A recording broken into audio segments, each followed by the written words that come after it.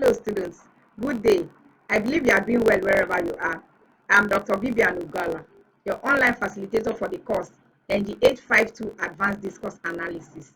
This is the instructional video for week 2.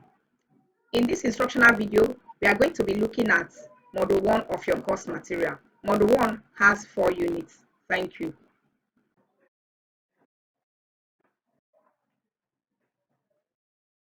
Email is bugala@noun.edu.ng. If you have any problem, send me an email and I will respond promptly. Module 1, Week 2. Module 1. In Unit 1, we have What is Discourse? Unit 2, Historical Background of Discourse Analysis. Unit 3, Discourse and Discourses. Unit 4, Concepts in Discourse Analysis. Intended learning outcomes. You are expected to, at the end of the lecture, be able to define discourse, identify and explain the form and functions of discourse, explain the historical background of discourse analysis, explain concepts in discourse analysis. As activity 1, before you proceed to watch the remaining part of this video, you have to partake in this activity. What do you understand by the term text?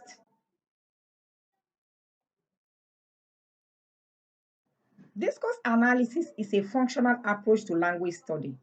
It is mainly concerned with the study of the functions which language performs when used in speech or writing. There are varied approaches to the study of discourse, which include but not limited to conversational analysis, ethnography of communication, critical discourse analysis, pragmatics, sociolinguistics, multimodal discourse analysis, and computer-mediated discourse analysis.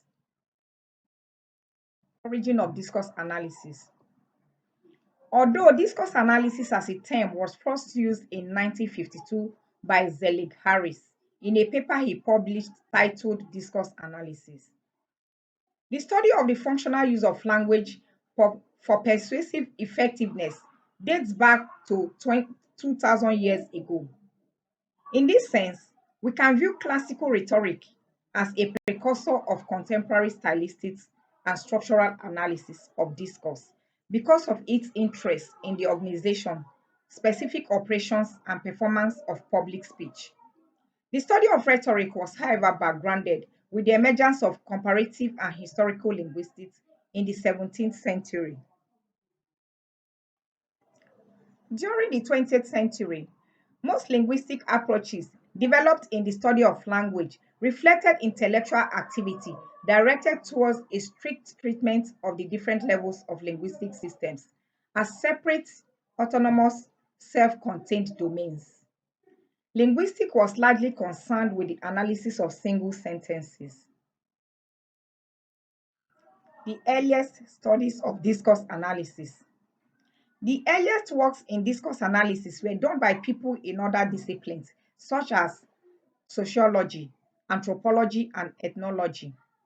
For example, Derheim's influential book titled Language in Culture and Society, published in 1964, gave much attention to forms of speech, communication, and forms of address, and later developed into the analytical orientation of ethnography of speaking. Another approach to the study of discourse, which was influenced by the social sciences, is ethnomethodology, whose proponent was the famous sociolinguist Harold Garfinkel. An example of ethnomethodological approach to research is conversation analysis, which is mainly concerned with the study of speech in its social setting. Researchers using this approach observe and describe the sequential patterning of conversation. The key figures in this school of thought are Emmanuel Shegloff, Harvey Sachs, and Gail Jefferson. The linguistic philosophers J.L. Austin, 1962, Searle, 1969, and H.P. Grice, 1975, were also influential in the study of language as social action, as reflected in speech act theory and the formulation of conversational maxims. The first major attempt to analyze discourse from the perspective of linguistics came from John Sinclair and Michael Coulthard, both from the University of Birmingham.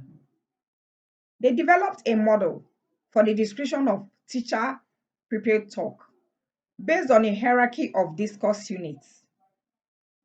British discourse analysis was also greatly influenced by Michael Halliday's 1973 systemic functional and social semiotic framework, which emphasized the social functions of language and the thematic and informational structure of speech and writing.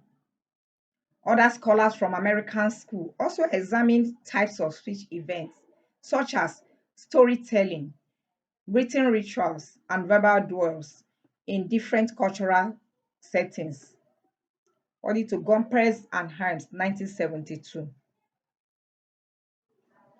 Recent developments in the field of discourse analysis. We're also going to look at discourse analysis is a rapidly growing and evolving field. Modern methods used in discussing discourse are like critical discourse analysis, as mentioned earlier, multimodal discourse analysis, computer-mediated discourse analysis. These are approaches one can use to analyze discourse in different settings. Discourse forms. Discourse can come in different forms. We have solitary discourse, dialogic form of discourse, and multi-log. Class activity 2. Give examples each of solitary form of discourse, dialogic form of discourse, and multi-log. Classification of discourse. We can classify discourse according to discipline. Discourses can be classified too according to function. Additional concepts in discourse analysis. We have the notion of text. We have the notion of discourse in discourse analysis. We have the role of context in discourse analysis. We are going to also look at the distinction between text and discourse. The notion of texture, that is unity and semantic interdependence within a text. Conclusion. Discourse and its meaning is constantly changing because of new realities. There is no one single definition of discourse that can totally capture what discourse means. The context of a discourse should, to a large extent, help one decipher what the real meaning of a discourse is. Thank you.